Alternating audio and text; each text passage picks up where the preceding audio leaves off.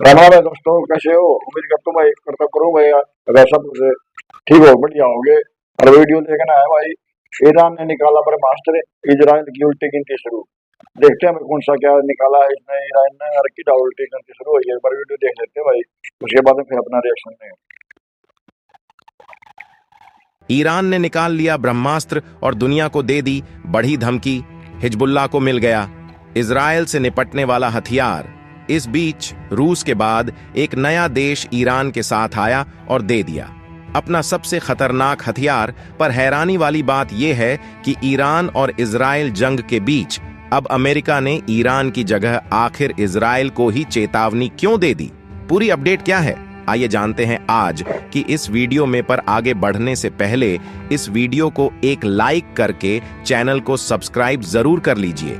दरअसल अब इजराइल चारों ओर से दुश्मनों से घिरा हुआ है और सभी जानते हैं कि दुश्मनों के किसी भी हमले से बचने के लिए उसने आयरन डोम डिफेंस सिस्टम लगा रखा है। लेकिन अब इस बात का खतरा बढ़ गया है कि शायद हिजबुल्लाह को आयरन डोम को चकमा देने का तरीका मिल गया है। सभी जानते हैं कि इजराइल के पास एक world class air defence system है जो अब तक उसके ज्यादातर हिस्से को हमले से बचाता रहा है।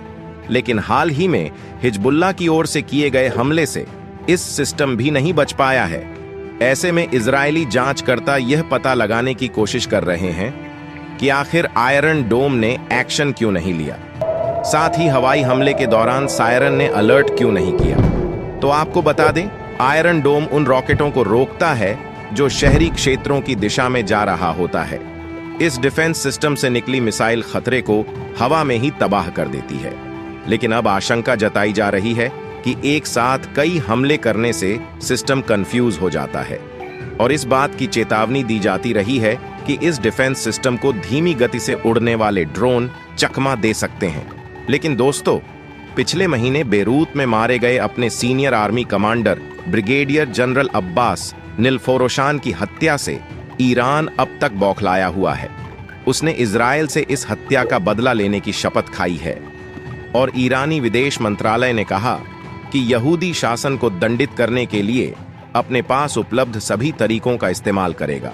बताते चलें कि हिजबुल्लाह सरगना हसन नसरल्लाह को मारने के लिए इजराइल ने 27 सितंबर को दक्षिण बेरूत में बने उसके खुफिया ठिकाने पर जोरदार हमला किया, जिसमें नसरल्लाह के साथ ही ईरानी कमांडर निलफोरोशान भी मारा गया था, जिसको लेकर इराक के शिया बहुल इलाके नजफ, करबला और ईरान के उत्तर पूर्वी शहर मशाहद में पिछले दिनों शोक सभाएं कर निलफोरोशान को याद किया गया। डिफेंस एक्सपर्टों को आशंका है कि सैन्य और आर्थिक रूप से मजबूत इजराइल का सामना करने के लिए ईरान अपनी परमाणु ताकत का इस्तेमाल कर सकता है।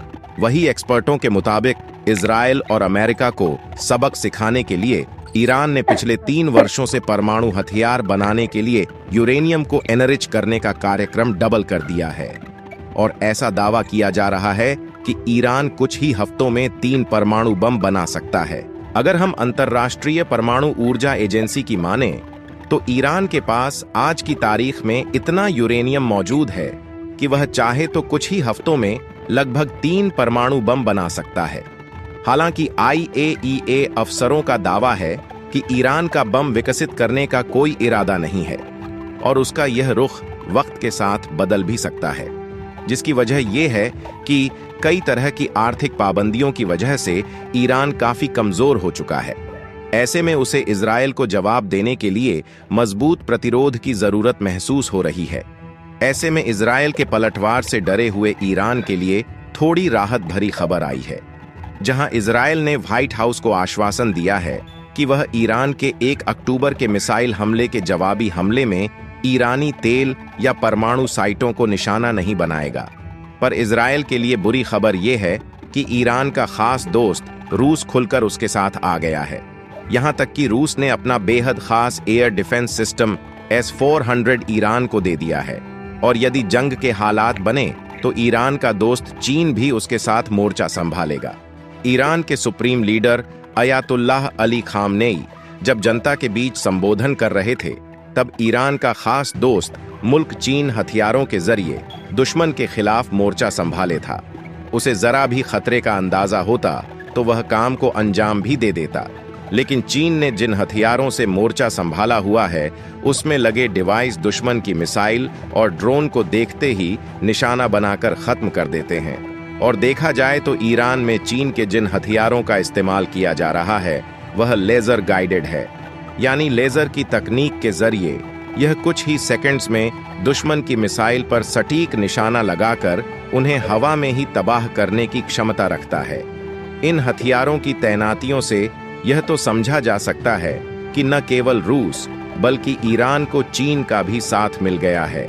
रिपोर्ट्स के मुताबिक ये हथियार शेनोंग शील्ड 3000 जैसा दिखता है, जो चीन का बेहद खतरनाक हथियार है। और अब इन हथियारों का इस्तेमाल ईरान इजराइल के हमलों से बचने के लिए करेगा।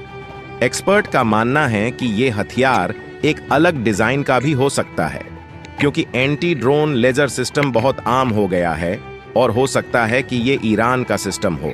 अब सवाल ये है कि अगर यह हथियार चीन का है तो ये ईरान कब लाया गया? क्या इजराइल पर हमले से पहले तेहरान ने चीन से यह सिस्टम मंगा लिया था या पहले से ईरान तैयारी करके बैठा था? यानी चीन भी रूस की तरह ही इजराइल के खिलाफ खड़ा नजर आ रहा है।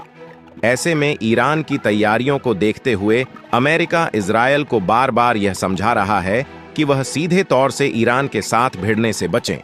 ऐसा इसलिए क्योंकि सीरिया, गाजा और लेबनान का हिसाब अलग है और ईरान का बिल्कुल अलग है। खास बात यह भी है कि चीन ने इजराइल पर ईरान के जरिए किए गए हमले की निंदा नहीं की है। चीन की तरफ से सिर्फ इतना ही बयान आया कि वह इलाके में टेंशन को लेकर फिक्रमंद है, लेकिन यहां पर गौर करने वाली बात यह है कि इजराइल के प्रधानमंत्री बेंजामिन नेतन्याहू ने साफ कर दिया है कि वह ईरान के परमाणु कार्यक्रम और तेल संयंत्रों पर हमला नहीं करेंगे। हालांकि उन्होंने यह भी कहा कि इजराइल किसी भी वक्त ईरान के सैन्य ठिकानों पर हमला करने को तैयार है। और रिपोर्ट्स के मुताबिक इजराइल 5 नवंबर से पहले ईरान पर हमला करने की तैयारी कर रहा है। लेकिन हैरानी वाली बात यह है कि जब इजराइल एक हमले की तैयारी कर रहा है तब अमेरिका द्वारा इजराइल को चेतावनी क्यों दी जा रही है? तो आपको बता दें, गाजा में जारी मानवीय संकट पर अमेरिका ने सख्त रुख अपना लिया है।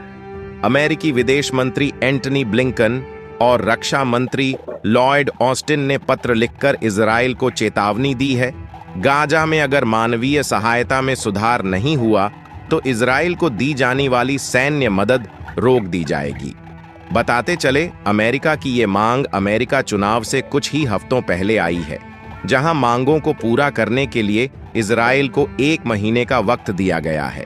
और 13 नवंबर तक अगर इजराइल गाजा में मानवीय मदद का प्रवाह नहीं बढ़ाता है तो अमेरिका इजराइल की सैन्य मदद रोक सकता है। अब देखना यह होगा, क्या अमेरिका की मांग के बाद गाजा निवासियों की जरूरतों को पूरा किया जा सकेगा या इजराइल के हमलों के साथ साथ मानवीय स्थिति भी गहराती जाएगी। वैसे आपको इस मुद्दे को लेकर क्या राय है, कमेंट बॉक्स में जरूर बताएं। और भारत से जुड़ी इसी तरह की इंटरनेशनल खबरों के लिए चैनल को सब्सक्राइब करें, साथ ही बेल आइकन को ऑल पर सेलेक्ट करें। जय हिंद, जय भारत। तो दोस्तों कैसी लगी वीडियो? तो बहुत बढ़िया। इतना तो उस दौरा परमाणु हथियार ईरान दौरे यहाँ है या पक्का मालूम नहीं, इजराइल के पास तो है। अब ये आपस में इतने मतलब भाई जंग है हो गई है और इजराइल ने भाई फिलिस्तीन पे भी हमला कर लिया, गाजा में बरसात लगाया बम, और भी सीरिया में भी इतने मतलब पता नहीं कितने के बम गाँव ही नहीं खत्म ना होंगे। 2 साल तो फालतू इसने हो गया।